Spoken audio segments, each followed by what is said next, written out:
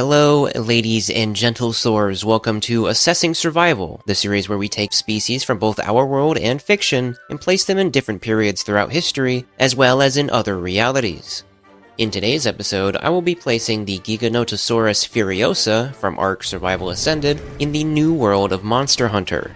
I will be using 4 different categories to assess the Giga's ability to survive. The scores for these categories will then be added up for a survival assessment score, with scores of 1 to 3 being they are unlikely to survive and face a high risk for extinction, 4 to 6 being they are likely to survive but with great to moderate difficulty, and a score of 7 or higher meaning they certainly will survive with little to no difficulty. At the end of the video, we'll explore 3 possible ways our subject species may change or adapt to better fit their environment, regardless of their score. Before we start our assessment, we've got to take just a moment to talk about the Giga. In-game, the Giga is absurdly large, towering over all but a handful of the game's wild dinos at roughly 15 meters in height and a whopping 45 meters in length. However, when matching the in-game model to the size of Helena's corresponding dossier, Furiosa is closer to 26 meters in length and around 9 meters in height. Though this may seem like a discrepancy in game design and concepting, the lore mentions that the Giga's size was increased by the island's overseer to create a natural force capable of punishing any tribes that became too ambitious, meaning the dimensions depicted by Helena are likely the ARK Giga's natural state, if you can call it that.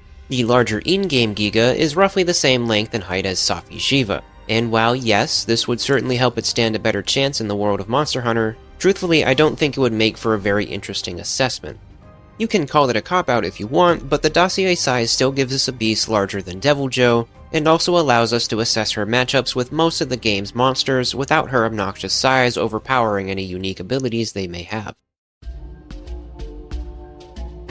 The New World is home to 7 unique locales, all with their own complex ecosystems. The Ancient Forest, Wildspire Wastes, Coral Highlands, Rotten Vale, Elder's Recess, Hoarfrost Reach, and the Guiding Lands. Immediately, we will cross out the Guiding Lands, a locale that is essentially a combination of all the other biomes, where all other monsters can be found.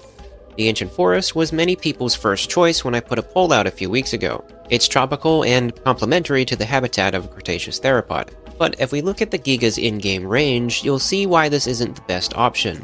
In the wilds of the island, Gigas exclusively inhabit areas of high elevation, most commonly around the volcano, and more rarely in the other mountains. It looks like they prefer the open space of the mountain's ridges and are seldom seen outside these zones.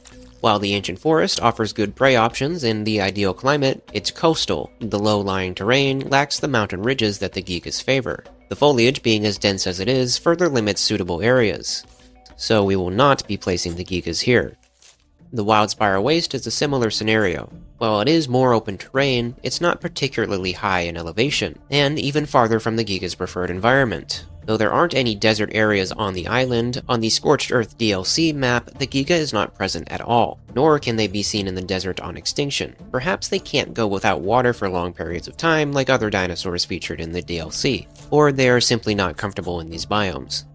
The Rotten Vale is by far the worst offender here. Though elevations here are certainly varied, it's far below sea level. Wide open spaces are very sparse, and the presence of the effluvium, which makes the Vale downright uninhabitable for most monsters, would be especially toxic and harmful to the Giga. She has never once encountered any pathogens from the world of Monster Hunter, let alone a noxious cloud of flesh-eating bacteria. The Coral Highlands, though it would be very strange and alien to the Giga, is high in elevation, has plenty of water, and is teeming with all sorts of life. However, this elevation varies greatly and has many narrow paths and steep inclines that would lead right to the Vale below if she slipped. This region is also home to mostly small endemic life, or agile flying wyverns that would be hard for the Giga to even get a hold of. The Elder's Recess, by far, most closely resembles the mountainous environment that the Giga prefers. The lava and massive bioenergy crystals spewing from the basalt ridges would make them feel right at home. However, the Elder's Recess is exactly what its name implies, a stomping ground for elder dragons, and commonly visited by the most powerful wyverns the New World has to offer. Not ideal for a species looking to find its place in the world. The final and only locale that checks off all the Giga's boxes is the Hoarfrost Reach. In ARK, 1 or 2 Gigas can almost always be found around the island's volcano, and more rarely spawn around the mountains to the north. If you would allow me to speculate outside of simple game mechanics for a moment, I believe that while the Giga prefers the climate of the volcano, they can manage just fine in the icy tundra. Their large size likely allows them to benefit from gigantothermy, a phenomenon in which large, bulky ectothermic animals can maintain a relatively high and constant body temperature due to a lower surface area to volume ratio.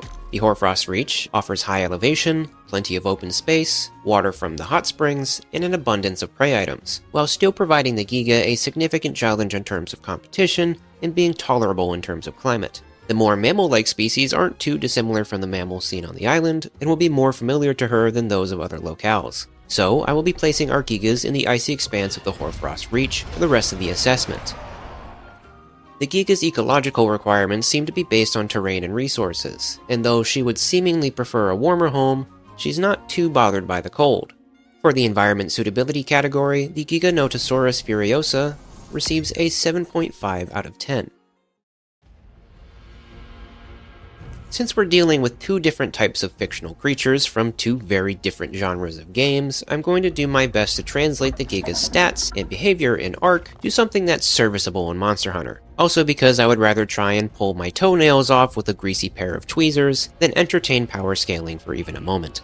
Even at her dossier size, ARK's Giga is still larger than the vast majority of creatures in the New World. This immediately gives her a significant advantage in both size and weight over most of the monsters she'll encounter. Her hulking mass supports an even more impressive skull, which is where the vast majority of the Giga's offensive capabilities will be deployed. The sheer size of her jaws allow her to easily inflict bone-crushing forces. In-game, these jaws are powerful enough to demolish stone structures. In my opinion, even at her reduced size, she's likely still capable of this, but luckily there's not many castles she'll be bashing down. Just like her real-world counterpart, the Furiosa's bite can slice through the flesh of the toughest dinos, inflicting the Gnashed effect, a status effect that causes creatures to lose 1% of their max health for 5 seconds with each bite. This pretty easily translates into the bleeding status ailment in Monster Hunter, if not a tad bit stronger.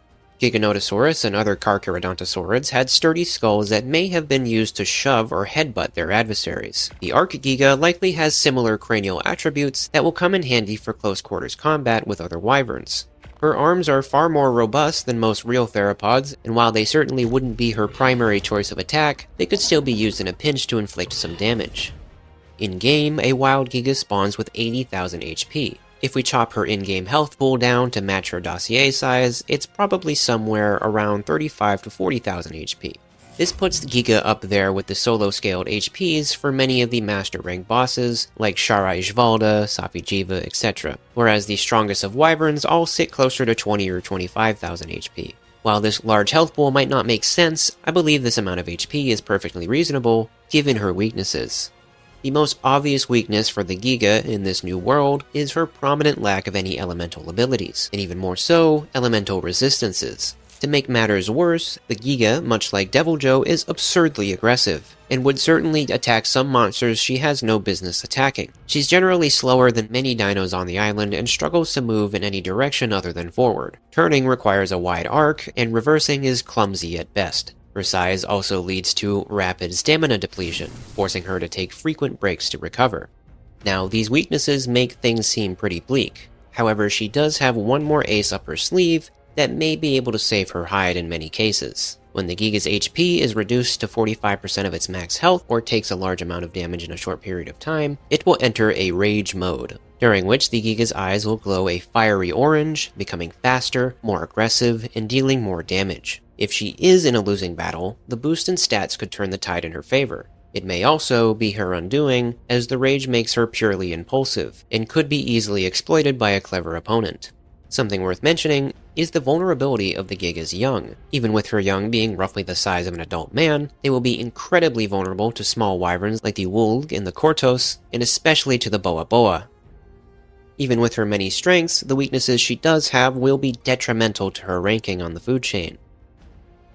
For strengths and weaknesses, the Giga receives a score of 5.5 out of 10.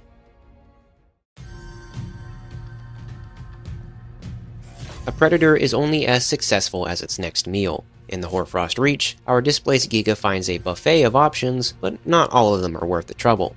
Smaller species like the Wulg, Kortos, and the Boa Boa are all technically edible, but not really worth the effort even if she's starving. However, they're all the perfect size to teach juveniles how to hunt. Probably not the boa boa, though. It's a similar story with the Antica. Though they are somewhere between the size of a moose and an elk, quite large compared to you or me, they're probably not worth the chase for an adult Giga, but definitely a sizable meal for a juvenile or adolescent. The Gigas are probably going to take to the popo as a regular source of food. An adult popo is quite large, very fatty, and not very fast.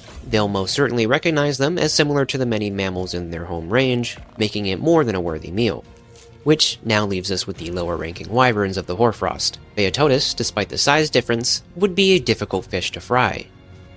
Piscine wyvern is much faster and agile than the Giga, and would perform many hit-and-run attacks from the snow beneath her feet, much as it does with Banbaro, making it a moderately difficult prey item for the Giga, but still very much on the menu. Her mass and strength would make the encounter a short one. Viper Tobikatachi would be more of a hazard to the Giga than it would be prey. The Viper has many venomous spikes and barbs along its body that can be shot at enemies like a projectile, inducing poison status effects. If the Giga is not deterred by these, the Viper's bite will induce a paralysis status effect. Though the Giga could certainly kill and even eat this creature, the potent venoms would make the juice not quite worth the squeeze. And last but certainly not least, Banbaro. This brute wyvern patrols the hoarfrost reach quite pompously, swinging its antler-like horns about as very few monsters in the hinterlands can challenge it due to its size. Compared to the Giga, however, it is no longer top dog.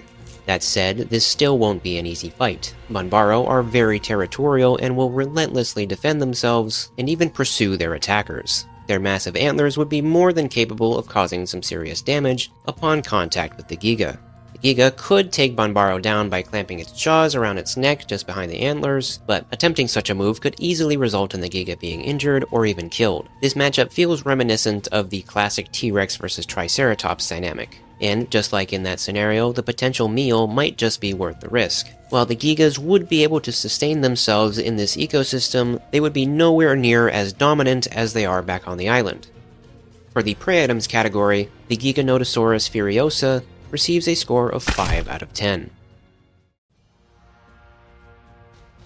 If a Giga wants to maintain control of their own territory or keep themselves fed, there are some monsters that will be unavoidable. If you're at all familiar with Monster Hunter, it should come as no surprise that the Hoarfrost alone is home to plenty of formidable competition. So while I'd like to do an in-depth matchup for each and every one of these, I'll be keeping them brief in the interest of saving time. Much like his southern cousin, Vulgar Anjanath preys mostly on smaller monsters like Popo or Antica. He doesn't seem to be that adept at taking down wyverns larger or more powerful than himself, though he can hold his own against them. We see in his turf wars that while Vulgar Anjanath has only 3 matchups that he wins, he ties with monsters like Black Diablos or Frostfang Barioth. Taking that into consideration, while also remembering the Giga has no resistance to his thunder attacks, I think this turf war is a tie more often than not, especially if the feud is settled prior to the Giga going berserk. But if Vulgar Anjanath's thunder attacks do enough damage in a short enough amount of time to trigger her rage mode, I doubt he'll be able to withstand the bloodlusting assault from the Giga. Legiana and Shrieking Legiana would generally avoid a conflict with the Giga in the first place. While these elegant flyers can dance around many ground-based predators, the Giga is simply far too large to fight. One solid connection from those massive jaws, and their lightweight frames simply couldn't withstand the punishment.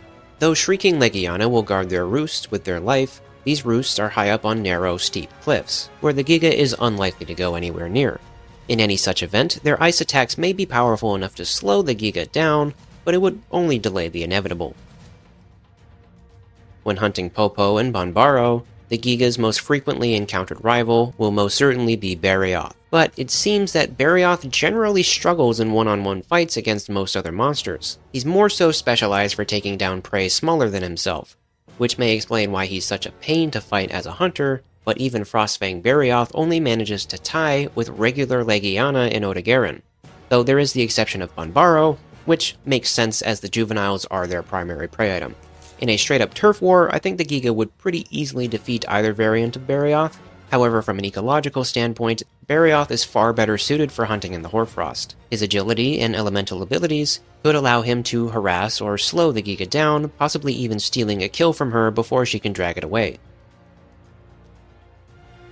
Tigrex is far more adept at brawling with other monsters, tying in turf wars with the highest ranking of Apex wyverns like Acidic Glavenus and Azure Rathalos. In Monster Hunter Generations, Tigrex hunts young Gammoth, and can hold its own fairly well in a fight against a fully grown Gammoth, who are as large if not larger than the in-game rendition of the Giga. While the Giga could certainly do a real number on Tigrex if she managed to catch it in her jaws, I doubt such a feat would be commonplace. It's no secret that Rajang, is a serious force to be reckoned with in Monster Hunter. This fanged beast regularly goes toe-to-toe with the likes of Nergigante, Velkhana, Teostra, and straight up preys upon Kirin. In his rage mode, Rajang goes becomes supercharged with electricity. The hair on his back glows like gold, and he unleashes a staggering amount of voltage, including a devastating lightning breath attack. We have yet to see Rajang take on something as large as the Giga, though given his track record and his unmatched electrical power, Rajang certainly takes the win in this turf war. Similar to the Tigrex, Ebony Odogaron can take on very powerful wyverns, tying with Acidic Glavenus, Brachydios, and even Brute Tigrex. It also takes down larger brute wyverns like Radabon and Urdagon, packing a pretty serious punch for its relatively small size. The base Odogaron, though it doesn't live in the Hoarfrost, would be easily demolished by the Giga. However, Ebony Odogaron's addition of Dragon Element in its arsenal shakes things up quite a bit. So let's take a moment to talk about Dragon Element. Canonically, it's the only true supernatural force in the world of Monster Hunter, deeply tied to the power of Elder Dragons. It has the ability to bypass or outright nullify a monster's elemental resistances and attacks, but more importantly, it can induce psychological effects. Not only might Dragon Element confuse and disrupt the Giga's thoughts, but potentially overwhelm her to the point that her rage mode becomes ineffective, sending her into such a blind frenzy that she can't even focus on her opponent. If Ebony Odogaron can manage to pump the Giga full of Dragon Element before being snatched up, I think it has a solid chance of taking her down. The Giga and Deviljho are kindred spirits of sort. Both will attack just about anything on sight, just with different reasons for doing so. The Giga does it because she's just eternally pissed off, and DJ does it because he's eternally hungry. But it's Savage Deviljho that frequents the Hoarfrost. DJ Savage has his rage mode activated at all times, each attack much stronger and loaded with absurd amount of Dragon Element, especially his Breath Ray and Dragon Element Bomb attacks. And finally, we have the Elder Dragons of the Hoarfrost Reach. And let's not kid ourselves here. Velkhana is quite literally cold incarnate. While Frostfang Barioff's Ice Breath might slow the Giga down a little bit, Velkhana would freeze her solid until the end of the next glacial maximum, if such a thing exists in Monster Hunter. And of course, Ruiner Nergigante packs up the Giga pretty quick. This is an Elder Dragon that hunts other Elder Dragons. Just as soon as Shara Ishvalda gets back up for round 2 in Monster Hunter World, Ruiner Nergigante swoops in and drops the nastiest set of hands on the massive Elder Dragon. I can easily see him flying by the Giga at Mach f***, only to whip around and slam the people's elbow straight into her skull. And last but certainly not least, we have the one and only My Little Pony, Kirin. Much like with Rajang, Kirin's mastery over electricity would simply be too much for the Giga to put up with for too long. If the Giga can somehow manage to break the Kirin's horn, there's a slim possibility of her winning. Very slim. Though she can tussle with some tough wyverns, she's going to seriously struggle with most of the elemental abilities levied against her. And some monsters higher up on the food chain are simply far too beyond her in power, especially when Dragon Element gets involved.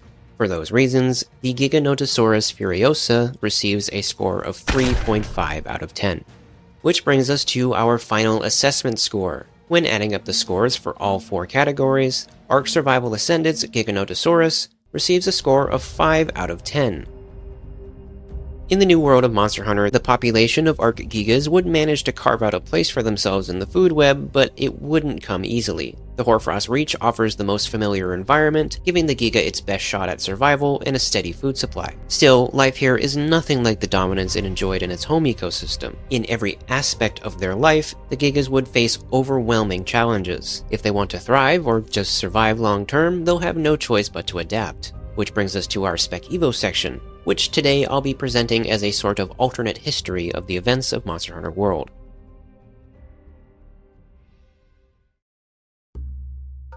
When the first fleet arrived in the New World during the Elder Crossing, they were greeted with a vast continent, offering sights of wonder and awe, with monsters both new and familiar. But among the new species the Commission encountered on the shores of this new land, none were as peculiar as Basiotama. Named for the Wyverian words meaning fortress head, Basiotama is a large bipedal monster that primarily inhabits the Wildspire Waste, but can also be found in the outermost edges of the ancient forest, always within close vicinity of a herd of Kestodons, with whom they share many morphological similarities. The Basiotama appeared to be some sort of alpha to the small herbivorous wyverns they share territory with, initially being referred to as a Great Kestodon, but upon further investigation this was found to be far from the case. Instead, the two species appear to share a symbiotic relationship. Female Basiotama will lay their eggs in the same nests as the Kestodons. The small wyverns will then defend these eggs just as ferociously as they do their own. While the Kestodons cannot hope to stand against larger threats like Baroth or Giganotosaurus, they will emit a distinctive distress call, prompting the Basiotama to intervene. This shield-headed monster easily overpowers the majority of opponents in the locale, reaping the rewards of their meat. However, there are some beasts in the Wildspire Waste they cannot so easily defeat. While the Kestodons usually have nothing to fear from Diablos, Diablos does seem to view Basiotama as a threat. In a turf war between these two shield-headed monsters, Diablos has the upper hand with its horns and superior mass. However, the Basiotama's shield-like crest can be planted in the ground with a pointed plate at the end of the snout, digging into sandstone or rock, providing it more stability, like a fortress. If the horned wyvern rams Basiotama head-on, it could either knock itself out, or snap off a horn if it becomes lodged in the shield. Of course, this is assuming the two face each other head-on.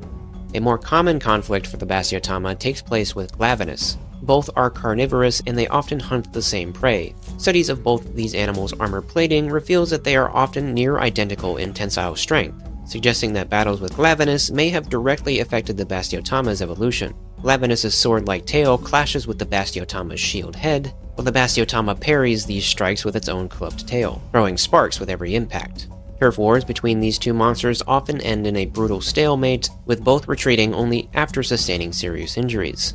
When Basiotama hatch among their Kestodon fosters, they will be around the same size and grow at a similar rate for quite some time, mimicking Kestodon behavior almost perfectly. Adult Kestodons will teach them, along with their own young, how to vocalize, headbutt, and intimidate threats. During this early stage, the young Basiotama are herbivorous, feeding on grass and other vegetation with their surrogate family. It is not until they reach puberty that young Basiotama begin a rapid growth spurt. During this time, they release a pheromone signaling hunger to their biological mother, who begins bringing meat to the nest. In a short time, the young shield heads will grow to be roughly half the size of an adult and say goodbye to their Kestodon foster families, joining their mother and patrolling her territory. Upon reaching adulthood, female Basiotama will leave their mother's territory to search for a herd of Kestodons to befriend. For male Basiotama, they will live most of their lives as solitary vagabonds, only living with females for a few months at a time during the mating season. They're a fair bit bigger than the females, have larger shields on their heads, and feature streaks of red down the side of their body. During the mating season, they will seek out a female and either display these red streaks, or have to battle with another male for the right to mate. The Basiotama's large size and theropod-like build reasonably led the Commission to believe that it was another brood wyvern. However, it wouldn't be until A-list hunters of the 5th Fleet arrived that they would get to dissect and discover the true nature of this monster. While the Basiotama was morphologically similar to brute wyverns, they may not be related to any life form previously recorded by the Guild. Apart from generally unfamiliar anatomy, the very flesh and bone of the Basiotama contained trace amounts of two different materials, also of unknown origin. Those being a strange, seemingly artificial material that hums and glows with energy, referred to simply as allocium, and small, radioactive crystalline structures that would come to be known as fade crystals. The Commission, though they had their hands full with determining the cause and effects of the Elder Crossing, was very interested in what seemed to be an entirely new lineage of animals on the planet. They approved a small detachment of researchers and hunters to further investigate the Basiotama and any other monsters in the New World that contain these odd materials. Upon slaying a Basiotama, hunters can use its parts to craft a Basiotama armor set, and any weapon they desire, the sword and shield being the most popular choice. The crafting recipes for this armor set include numerous carapace, much like any other armor set, with the addition of Diablos and Glavenus parts, as well as these strange materials found in its flesh, which only the most skilled smiths of the 2nd Fleet are capable of working with. While weapons forged from the Basiotama induce no status effects, The armor is resistant to fire, thunder, and dragon element, and provides little protection against water and ice elements. After the failed attempt to capture Zoramagdaros, the Great Elder Dragon carved a path through the Great Ravine. This created a pathway to the Coral Highlands, an area abundant with unique species and mesmerizing terrain. When a 5th Fleet hunter and their handler made contact with the long-lost 3rd Fleet, the Wyverian researchers traded information on various species they had studied in this region. While the data shared was crucial to unlocking the secrets of the Elder Crossing, it included notes on a peculiar species of endemic life, which was only seldom spotted by the tracker on expeditions to the Rotten Vale. The juveniles of this species, called poptail lizards, are small scavengers not much larger than the tail of a palico. They're camouflaged to resemble the various mounds of flesh and piles of bones scattered across the Vale, which they tunnel through with their claws and very strange set of teeth. Though they are morphologically very similar to any other endemic lizard, the poptail lizard's limbs are more like those of a brute wyvern. Its hind legs are digitigrade and look to be very uncomfortably folded on themselves to maintain a low posture. The forelimbs, while plantigrade, splayed out quite a bit laterally, with the elbows coming up past the height of the shoulder while walking, almost like the animal was not really well adapted for quadruped movement, but insists on doing so. When a larger creature, such as Gyros or Raffinos, attempt to grab it by the tail, the red pustules will burst, creating a small blast of dragon element, disorienting or greatly wounding its attacker. It is presumed that the poptail lizard has adapted to use dragon element stored in the corpses of dying elder dragons. Researchers requested hunters acquire these lizards for further investigation. When the poptail lizard grows larger, it ascends from the Rotten Vale and into the Coral Highlands, where it quickly goes through a rapid change in metabolism and morphology, growing into what's called a poptail leopard. They trade the blood-red coloration of their hide for a bright pink. Its poorly proportioned limbs begin to stretch out and more closely resemble those of a functioning animal. They live a semi-arboreal lifestyle, hunting primarily Raffinos, Kelby, Shamos, and other poptail leopards on occasion. They wait silently from atop the corals and cliffs to ambush their prey, leaping and clamping down on them with their strange set of teeth. Its now elongated tail has become quite flexible, so much so that it is now prehensile, allowing it to secure itself to any vines or corals it finds itself hanging from. The tail can also be whipped at adversaries with great force, creating an explosive cloud of dragon element, more than enough to kill a monster of similar size, or disorient powerful monsters like Legiana or Odogaron. Strangely, it doesn't seem that the poptail leopard has a source of dragon element for it to recuperate after using this ability. It doesn't hunt elder dragons, or descend into the Vale to feed on their corpses. After many dissections and live observations, it was determined by the detachment that the poptail lizard was indeed related to the Bastiotama. The same minerals found in the Bastiotama were found in their intramuscular and skeletal tissue, but this time in a far higher concentration. It is in adolescence that the Alloceum, combined with existing dragon element, will actually synthesize more, though this synthetic dragon element seemed to have a more orangey glow as the specimens increased in age. This created a storm of confusion within the faculty of researchers. These strange minerals were capable of much more than previously thought. It needed to be made a priority. Once poptail leopards reach a certain age, it appears that they will make their way out of the Coral Highlands by scaling the massive, steep mountains surrounding it. It wasn't until the Commission successfully redirected Zoramagdaros and the Everstream that a path through this natural barrier was discovered, a path leading to the Elder's Recess. And while this region proved a remarkable breakthrough in the Elder Crossing investigation, there was no trace of the poptail leopards which crossed over the mountains. For many months, this investigation was a dead end. When the true nature of the Elder Crossing was revealed in Xeno'jiva, and the Commission set up Celiana in the newly discovered Hoarfrost Reach, the detachment had a new opportunity to search for signs of Alloceum and Fade Crystal. In a stroke of luck, it only took a sampling of soil and permafrost for the detachment to receive their next big clue. The ice and frozen earth of the Hoarfrost Reach was abundant in Fade Crystal. Could this be where these strange materials and strange monsters originated?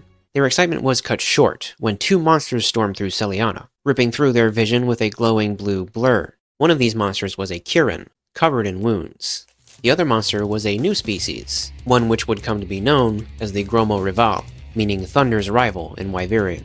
Run! It's Godzilla! It looks like Godzilla, but due to international copyright laws, it's not. This monster's short, powerful snout was closely flanked by a set of bull-like horns, which flowed into the jagged spikes, emerging from the back like snow-covered mountains. This creature stood upright on its hind legs, with long muscular arms ending in claws that flexed with rage. Gromo Reval brawls with, preys, and feeds on monsters with thunder-based abilities, often many times larger than itself. It can go toe-to-toe with the likes of Fulgur Anjanath, Tobikadachi, and Zinogre. However, the Gromo Reval's most coveted prey is Kirin, which of course brings it into direct competition with Rajang, who by no surprise ends up joining the party in Celiana. Rajang leaps from the cliff above, tackling the spiked lizard. Gromo Reval is quick to rise to his feet and shoots a bright blue beam of electric energy right at Rajang, who answers in kind. The two beams collide, forming a powerful mass, resembling a quasar. This mass builds and builds until it goes critical, and both monsters are sent flying. The Kirin they were both after had disappeared from the area in the chaos, and while Rajang wished to track the Elder Dragon down, Gromo Reval had now set its sights on Rajang. They engage once again, this time with tooth and claw. They lock hands, pushing on each other with all their strength, roaring in each other's faces ferociously. Though it was fascinating to witness, these two monsters would destroy Celiana if nothing was done. A team of fivers pelt the two monsters with an array of slinger pods from afar, causing them to run off. Dissections performed on the monster after countless failed attempts to slay it revealed that this is indeed another species related to the Bastiotama. This time, however, there was strangely no Fade Crystal present within the creature's biology, but an increased presence of Alethseum. When Gromo Reval brawls with and feeds on electrically inclined monsters, the Alethseum absorbs and stores their energy for later use, making the monster a walking battery. The electrical energy can be shot through the creature's mouth like a beam, or it can be rapidly and indiscriminately discharged from the many spiked protrusions all over its body.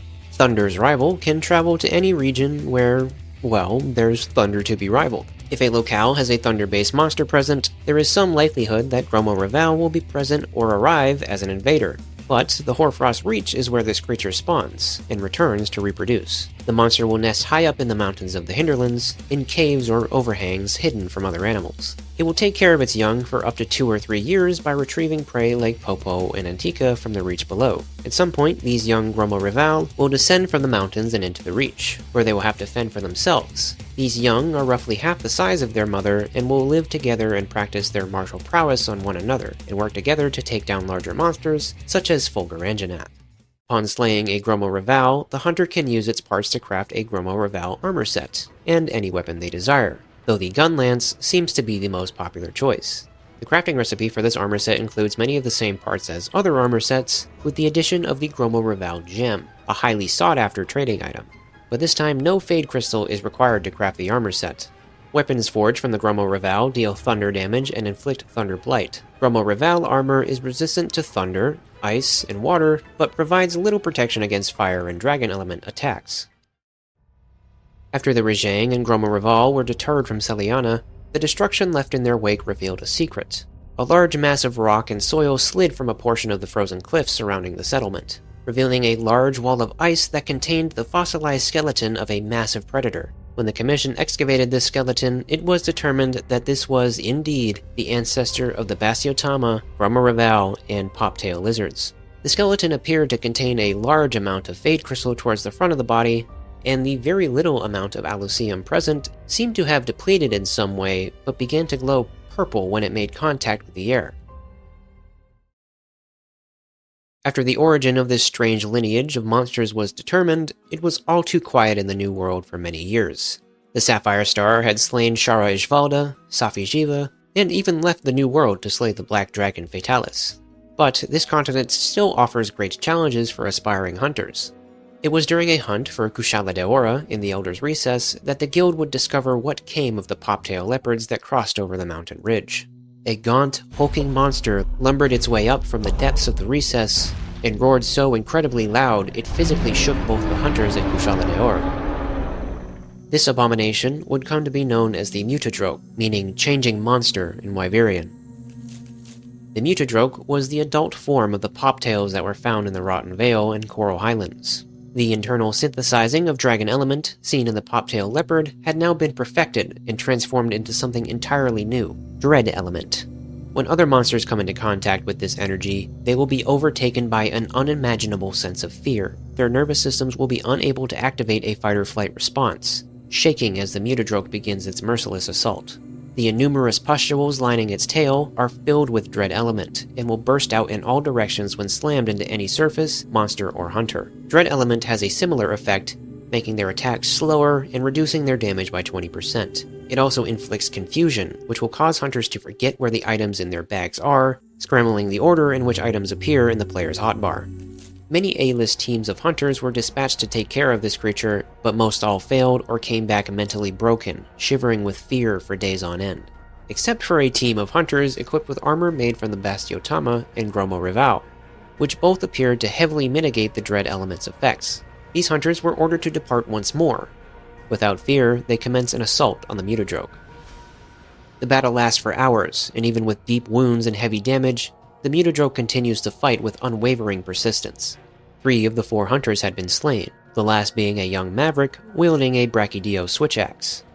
Battered, with many cracks in his armor, he was ready to retreat back to Astera, when suddenly, Ruiner Nergigante erupted from his crystalline cave and slammed the Mutadroke into a viney cliff face. The Mutadroke shrieked, lashing out with its bladed skull. Ruiner barely flinched, swiping back with ferocity. The dread element exudes from the Mutadroke's wounds, but the Elder Dragon ignores it completely. With a roar, Ruiner charged, driving the beast back with brutal strikes. The Mutadroke retaliated, slamming its tail and unleashing a wave of dread energy, desperately trying to do something to the Extinction Dragon. But Nergigante didn't hesitate.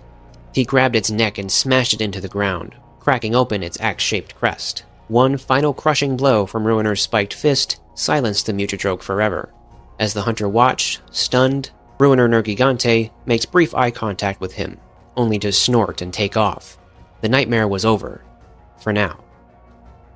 Currently, it is theorized by the guild that the Mutadroke encountered was starved and stunted, meant to emerge much earlier. Had Zora Magdaros died in the Rotten Vale, the Mutadroke would have absorbed much of the bioenergy meant to pass into the Everstream, making it a far larger threat than what was seen that day. How exactly the Poptail leopards achieve metamorphosis into this adult form is uncertain, but the threat their species posed to the New World caused the guild to issue a kill-on-sight order for the Mutadroke at any stage in its life cycle. Only 1 suit of armor and 1 weapon made from the remains of the Mutadroke were ever forged. These were for the young maverick who witnessed Nergigante slaying the Mutadroke, of course choosing to forge a switch axe as well. The armor was crafted from many pieces of the Mutadroke, as well as parts from the Bastiotama, Gromo Rival, and spikes left behind by Ruiner Nergigante. Weapons forged from the Mutadroke inflict the dread status effect, making a monster's attacks slower, and sometimes causing them to cancel their own attacks. Mutadroke armor is extremely resistant to dragon damage, but very weak against thunder, with no resistance or weakness to other elements.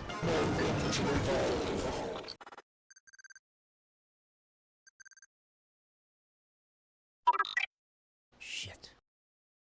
Thank you guys once again for tuning in. As always, if you enjoyed the video, leave a like, a comment, and subscribe if you haven't already. If you'd like to see more Monster Hunter related content, be sure to check out my battle analysis video on Deviljho versus the Carnosaur from Warhammer. And hey, if this video does well enough, maybe I'll do something similar with Monster Hunter Wilds, once I finish the game and familiarize myself with the ecology. Also, huge thank you to these folks who either let me use existing footage of theirs or recorded footage for me for this video. And before you click off, be sure to check out all the artists who contributed to this video. They are all open for commission, so go ahead and hit them up or follow their social media. Links are in the description below. Thanks again, and see you soon. If you'd like to see your name here, get regular updates on videos, or see them ad-free before they upload on YouTube, then consider becoming a patron or YouTube channel member.